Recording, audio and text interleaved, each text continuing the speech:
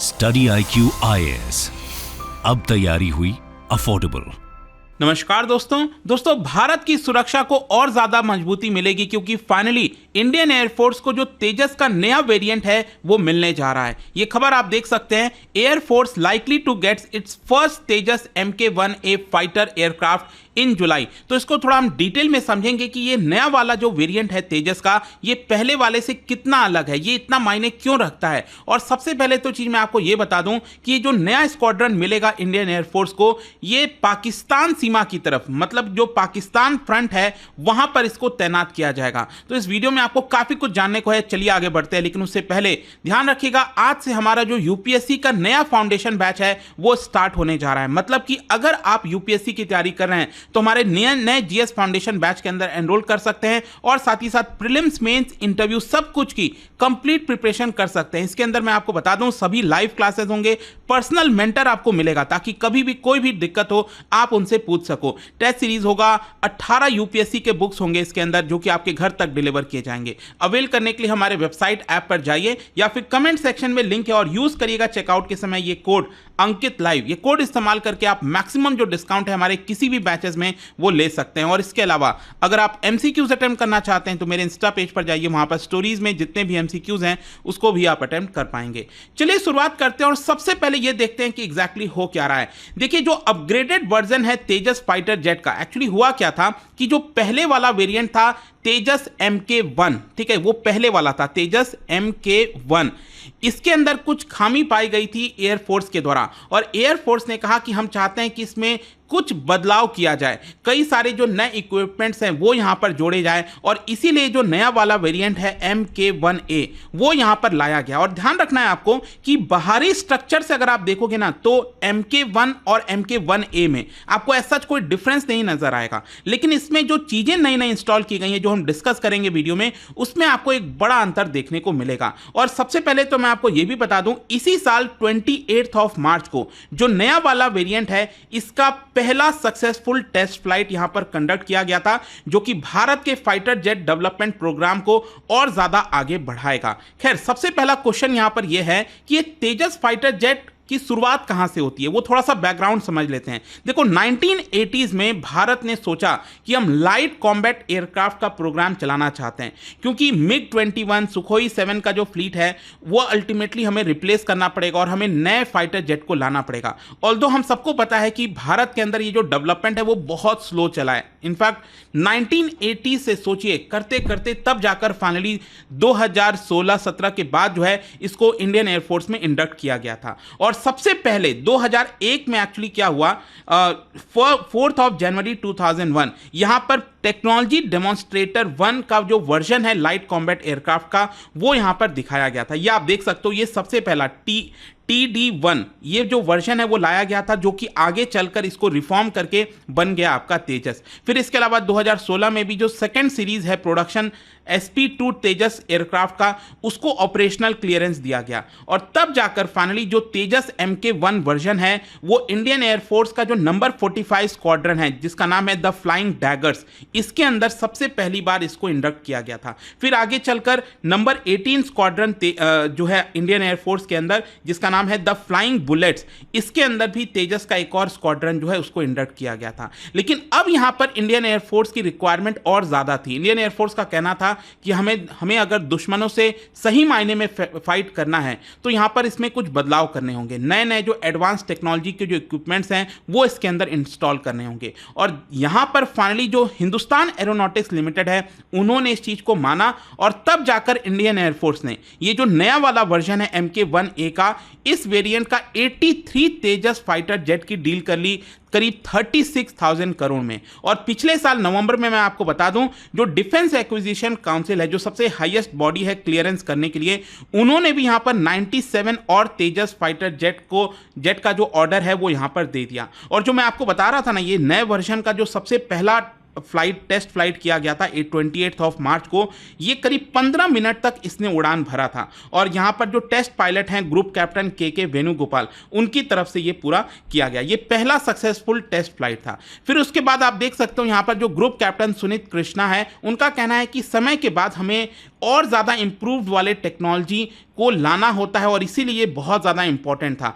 ये इंपॉर्टेंट इसलिए भी हो जाता है क्योंकि देखिए, आप फाइटर जेट का ऑर्डर आज दे रहे हो, आपको मिलते मिलते 4-5 साल लग जाते हैं, पूरा स्क्वाड्रन जुटाने में आपको और 4-5 साल लग जाते हैं। तो आप अगले 20-30 साल, एटलीस्ट कम से कम 30 साल के विजन के हिसाब से चलते हो कि आज जो आप फाइटर जेट इंडक्ट करोगे वो आप कम से कम 30 साल तक यूज कर सको, ये सोच होती है आपकी। और इसीलिए यहां पर हमें इसके अंदर बदलाव की बहुत ज्यादा जरूरत थी। और जैसा कि मैं आपको बोल भी रहा था, ये जो नया वाला फाइटर जेट अगर आप देखोगे तेजस का, वो आपको बाहर से ऑलमोस्ट वैसा ही देखने को मिलेगा, लेकिन इसके अंदर नए electronics, processors, display system, hardware of fly by wire system, कई सारी नई चीजें इसके अंदर इंटीग्रेट की गई हैं। इसमें से कुछ जैसे मैं आपको बताऊं, जैसे AESA रडार, ये भारत ने खुद इसको बनाया है, वो इसके अंदर आगे चलकर इंडक्ट किया जाएगा। फिर इसके अलावा air to ground, air to air mode, self protection jammers, इसके अलावा जो मिशन कंप्यूटर होता है MK1A, ये इंडिजिनियसली डेवलप करके इसके अंदर लगाया गया है। मतलब इस एयरक्राफ्ट को फ्यूचर रेडी बनाने की कोशिश की गई। हाँ, मैं ये नहीं कह रहा हूं कि एकदम सब कुछ बेस्ट है, क्योंकि आप समझिए फाइटर जेट का जो डायमेंशन है वो ऑलमोस्ट सेम है, सब कुछ सेम है, तो आपके पास लिमिटेशन आ जाती है ना कि आप बहुत ज्यादा उसके अंदर चेंजेस नहीं कर सकते। लेकिन स्टिल यहां पर मैं आपको बता दूं 40 करीब इंप्रूवमेंट इसके अंदर किए गए हैं, 40 के आसपास इसके अंदर चेंजेस किए गए हैं, और जो लेटेस्ट टेक्नोलॉजी वाली चीजें हैं वो इसके अंदर डाली गई हैं। और सबसे खास बात यह है कि ये नया वाला जो वेरिएंट है MK1A, इसमें पिछले वाले वेरिएंट से 50% ज्यादा इंडिजीनियस कंटेंट इसके अंदर डाला गया है। मतलब कि भारत के द्वारा बनाया हुआ जो इक्विपमेंट्स है वो इसके अंदर डाला गया है। जैसे कि अभी के लिए क्या होगा, तेजस MK1A के अंदर जो इजराइल वाला रडार है वो इसके अंदर इंस्टॉल किया जाएगा, लेकिन आगे चलकर जो हिंदुस्तान एरोनॉटिक्स लिमिटेड और भारत इलेक्ट्रॉनिक्स लिमिटेड ने एक रडार बनाया है, उत्तम AESA रडार, वो इसके अंदर इंस्टॉल कर दिया जाएगा। फिर इसके अलावा आगे आने वाले समय में भारत जितने नए फाइटर जेट बनाएगा उसके अंदर भी बताया जा रहा है कि ये जो उत्तम रडार है वो बहुत कारगर साबित होने वाला है, क्योंकि इसकी जो रेंज है मैं आपको बता दूं, ये करीब 200 किलोमीटर के आसपास है। मतलब कि जो हमारा फाइटर जेट है उसके 200 किलोमीटर के सराउंडिंग में, रेडियस में हमें चीजें पता चलती रहेंगी, कहां पर क्या टारगेट है, और उस टारगेट के हिसाब से हम मिसाइल्स को दाग सकते हैं। फिर इसके अलावा यहां पर यह भी बोला गया है कि MK1 और MK1A वाला जो नया वेरिएंट है उसमें आपको कुछ कॉमनैलिटी भी देखने को मिलेगी। जो नया वाला वर्जन है मैं आपको बता दूं, इसके अंदर सिचुएशनल अवेयरनेस के लिए इसका जो कैनोपी है उसको थोड़ा सा बिगर बनाया गया है। मतलब कैनोपी का मतलब ये जो ऊपर आप देख रहे हो ना यहाँ पर, तो इसमें आपने अक्सर देखा होगा कि इसमें डिस्प्ले वगैरह आते हैं, ये ट्रांसपेरेंट दिख रहा है, लेकिन पायलट को हर एक चीज समझना पड़ता है ना कि आसपास यहाँ पर क्या हो रहा है, किस तरह का सिचुएशन है, तो उसके लिए थोड़ा सा कैनोपी बड़ा बनाया गया है ताकि और अच्छे से पायलट को इसके बारे में जानकारी मिल सके।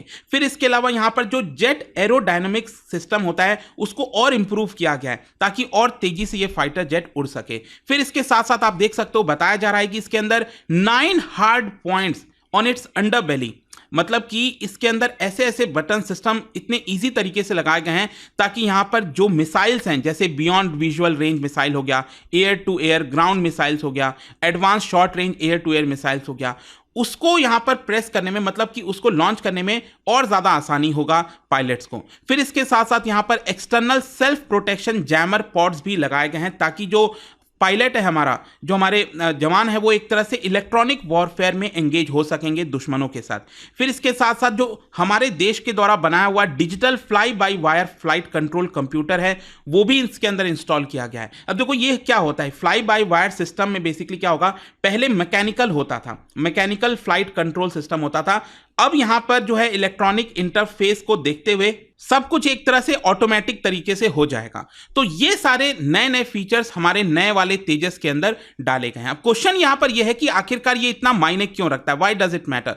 मैं आपको बता दूं, ये वाला अगर आप तेजस फाइटर जेट देखोगे इस क्लास के अंदर, ये सबसे आपको छोटा, स्मॉलेस्ट और लाइटेस्ट एयरक्राफ्ट देखने को मिलेगा। मतलब इसका डायमेंशंस वगैरह अगर आप सब कुछ देखो, इसका क्लास देखो, जो बाकी के अगर कॉम्पिटिटर्स हैं जो दुनिया भर में, ये सबसे स्मॉलेस्ट और लाइटेस्ट है। और लाइटर इसलिए है, ऐसा नहीं है कि ये हल्का है ये फाइटर जेट तो इसमें कोई खामी है, ऐसा नहीं है। इसके अंदर जो कंपोजिट स्ट्रक्चर इस्तेमाल किया गया है इसको बनाने में, वो इसको खास बनाता है, हल्का बनाता है। और ये एक्चुअली 4.5 जनरेशन इसको बोला जा रहा है।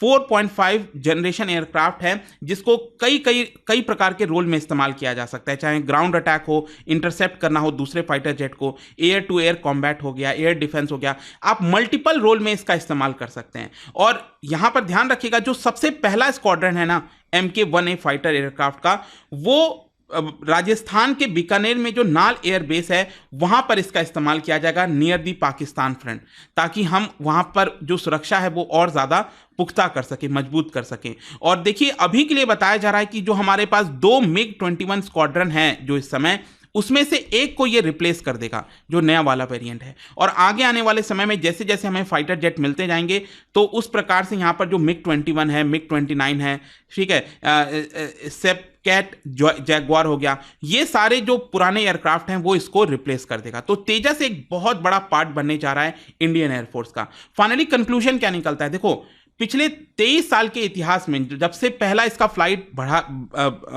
उड़ा था 2001 में, उसके बाद से अभी तक का इसका सेफ्टी रिकॉर्ड आप देखोगे तो बहुत एक्सीलेंट बताया जाता है, क्योंकि पिछले 23 साल के इतिहास में और साथ ही साथ 8 इयर्स के ऑपरेशनल डिप्लॉयमेंट में, क्योंकि 2016 में इसको डिप्लॉय कर दिया गया था एयरफोर्स के अंदर, तो 8 साल के ऑपरेशन डिप्लॉयमेंट में भी आप देखोगे सिर्फ एक इंस्टेंस, अभी रिसेंटली आपको याद होगा एक इंस्टेंस ऐसा आया था जहां पर ये राजस्थान में क्रैश कर गया था, ठीक है। तो इसकी वजह से थोड़ी चिंता हुई थी, लेकिन स्टिल यहां पर जो भी सुधार करना है वो कर दिया गया। लेकिन ओवरऑल आप इसका सेफ्टी रिकॉर्ड देखोगे तो काफी मजबूत है, और इसी की वजह से और भी कई सारे देश, नाइजीरिया, फिलीपींस, अर्जेंटीना, इजिप्ट, उन्होंने भी इंटरेस्ट शो किया है। सस्ता है, बेटर है, आप जो है भारत आगे चलकर इसका बड़े स्तर पर जो है एक्सपोर्ट भी कर सकता है। तो लेट्स सी, जब ये आएगा, इंडक्ट होगा, तो एक अपने आप में बड़ी बात होगी। तो आई होप आपको समझ में आ गया होगा कि जो नया वाला वेरिएंट है वो पुराने वाले से कैसे अलग है। और जाने से पहले एक इंटरेस्टिंग क्वेश्चन, क्या बता सकते हो इनमें से जो एयरक्राफ्ट है उसमें से कौन सा है जिसको सबसे पहला 5th जनरेशन फाइटर जेट बोला जाता है इन चारों में से?